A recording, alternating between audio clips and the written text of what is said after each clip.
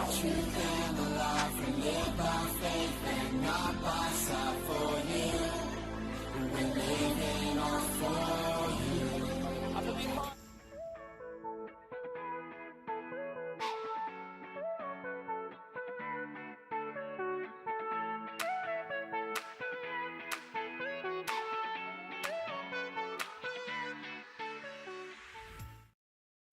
What's up uli po mga kapatid?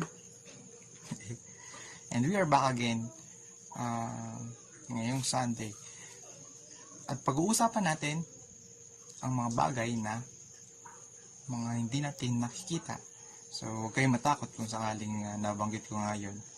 O dahil nabanggit ko yun, pag-uusapan natin yung mga hindi natin nakikita. Huwag kayong matakot, malungkot, mamangamba sa gagamba sa puno ng mangga. Dahil, ang pag-uusapan natin ay para malaman ninyo na mayroong mga nangyayari sa paligid pero hindi natin nakikita. At ano yun? Una, may tinatawag tayong invisible war.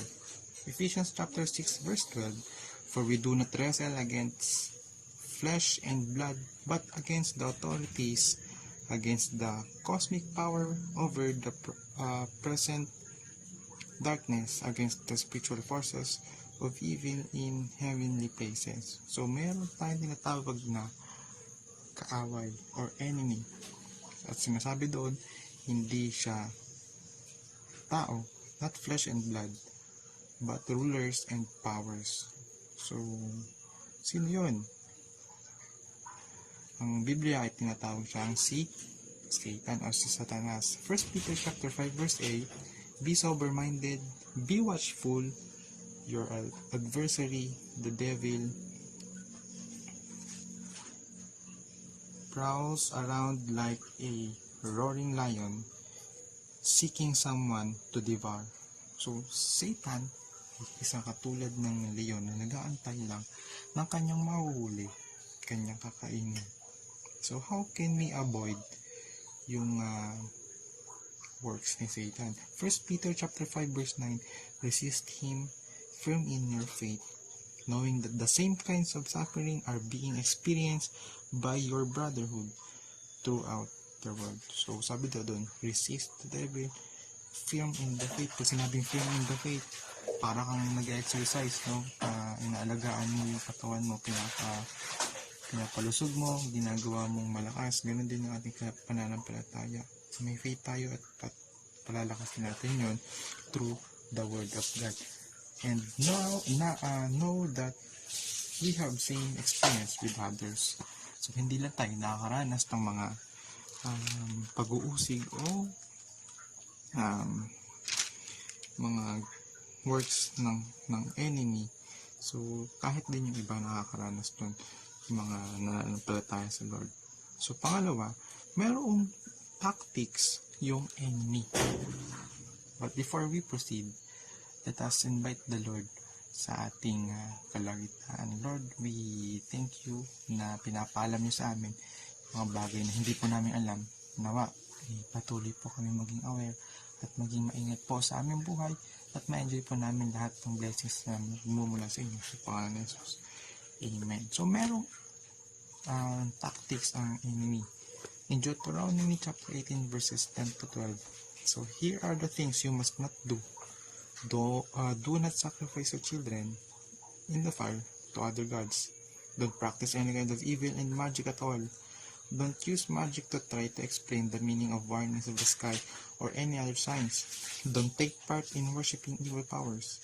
Don't put a spell on anyone. Don't get messages from those who died. Don't talk to the spirits of the dead. Don't get advice from the dead.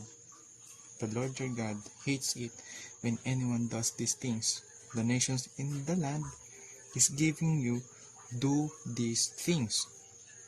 He hates the Canaanites, so he will drive you out those nations to make room for you. So, sinasabi doon na God hates yung pagpa-practice ng evil to the point ng sacrificial ng kanilang anak sa fire. Magic, worshiping evil powers, spells, asking messages from the dead, witchcraft, horoscopes. So, yun yung ayaw ng Lord. And may reason kasi ang Lord kung bakit ayaw yun. In 2 Thessalonians 2:9, the coming of the man of sin will fit how Satan works. The man of sin will show his power through all kinds of signs and wonders. These signs and wonders will lead people astray. So, 2 Thessalonians chapter 2 verse 9, sinasabi doon that Satan and all his people will show signs and wonders to imitate yung ginagawa ng Lord, and his purpose is to manipulate people and ipakita na siya ay makapangyarihan and nakakapagbigay siya ng powers, and in the result malilid niya ang mga tao palayo sa Panginoon. So, that's why ayaw ni Lord na tangkilikin natin yung mga magic, mga witchcraft, mga horoscopes, mga bagay na gawain masama, kasi nga malalayo tayo sa Panginoon. And kapag tayo ay tumalikod sa Lord, ang kahantungan natin ay kaparusahan. In John 8:44b, sabi doon, he does this because he is a liar. So, sinungaling siya. He is the father of lies.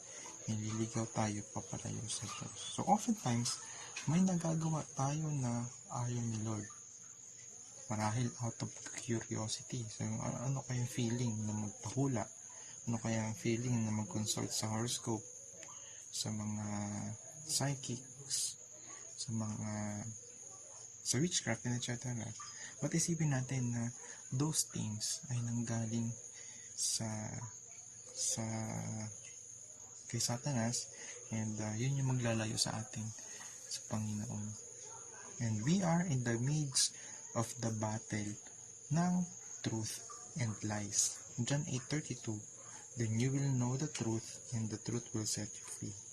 So, pwede natin malaman kung paano yung katotohanan at kung paano malalaman yung katotohanan. Yun, sabi sa John 14:6, Jesus is the way, the truth, and the life. So, Jesus Christ lang ang tanging daan sa assuring niyang katotohanan at ang daan patungo sa langit. So, kay Jesus Christ natin makikita o mahanap ang katotohanan. Hindi sa kung sino man. Okay? So, let us be aware or beware. Sa 2 Corinthians 11:14-15, that comes as no surprise. Even Satan himself pretends to be an angel of light. So it doesn't surprise us that Satan's servants also pretends to be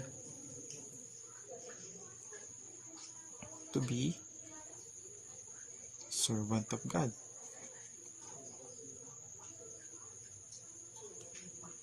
And they will finally get exactly what they deserve.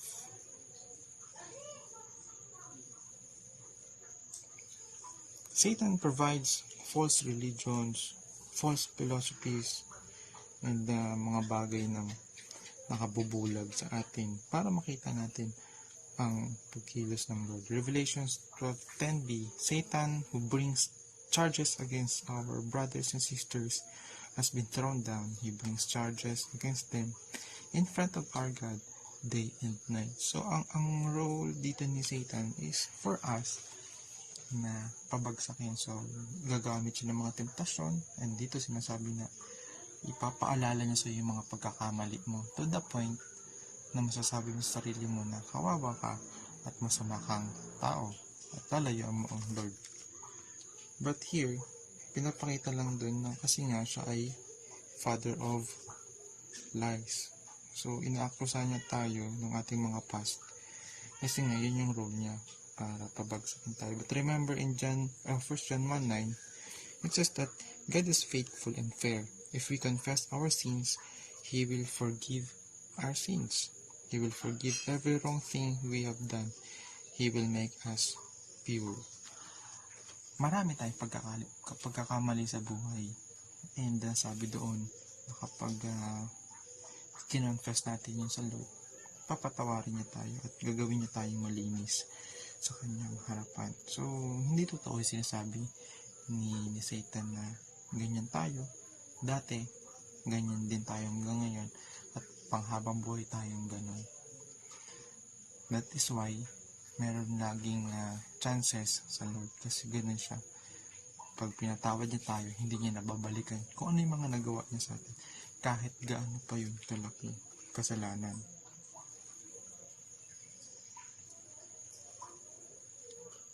So, those things are forgiven if we confess it all to God.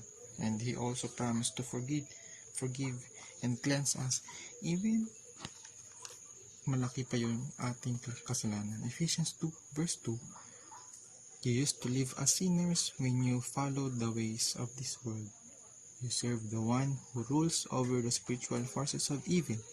He is the spirit who is now at work in those who don't obey God. So, Satan tempts us sa pamamagitan ng mga bagay na meron ang mundo. At tandaan ninyo na ang kasalanan ay laging masaya at lagi siyang masarap sa simula lang. But in the long run, makikita niyo sarili niyo nasa hukay. So, makita natin yung mga tactics ni Satan. But now meron tayong good news. At ang sinasabi sa Bible, Colossians 2 verse 15, He took away the weapons of the powers and authorities. He made a public show of them. He won the battle over them by dying on the cross. So sinasabi na Satan and these people have no power in us dahil meron tayong Panginoon sa ating buhay. In 1 John 4 verse 4, Dear children, you belong to God. You have not accepted the teachings of the false prophets. That's because the one who is in you is powerful than the one who is in the world. Binabagabag man tayo ng problema, ng past natin, and even yung mga spirits na nanggugulo sa ating buhay. Pero tandaan ninyo na mas makapangyarihan ang Diyos kesa sa mga iyon. And James 4 verse 7, so obey God, stand up to the devil, and he will run away from you.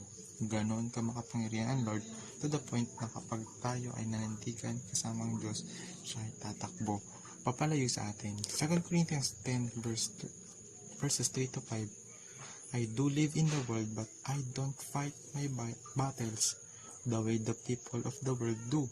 The weapons I fight with are not the weapons the world uses. In fact, it is just the opposite. My weapons have the power of God to destroy the camps of the enemy. I destroy every claim and every reason that keeps people from knowing God. I keep every thought under control in order to make it obey Christ. So, Jesus Christ can demolish all the works of Satan and all the claims of Satan against us. So, sabi nga sa James 4 verse 7, submit yourselves then to God, resist the devil, and he will flee from you. Pwede nating labanan ang mga gawa ni Satan. So, tandaan nyo yun, submit yourselves then to God, resist the devil, and he will flee from you. So, let us pray. Lord, salamat po sa pagpapaalala po mula sa inyong word na wala po dapat kaming katakutan, though may mga nangyayari sa mga paligid po namin na hindi namin nakikita at kami po ay lubos na naapektuhan. We pray, Lord, na ang works ni Satan ay inyong sirain at maranasan po namin patuloy ang blessings at makita po namin, Panginoon, ang inyong will and mensahe po sa gitna po ng pandemic na meron po ngayon. At patuloy po kami makapag-worship kasama ka sa kahit sa aming murang edad. Sa pangalan ni Jesus. Amen.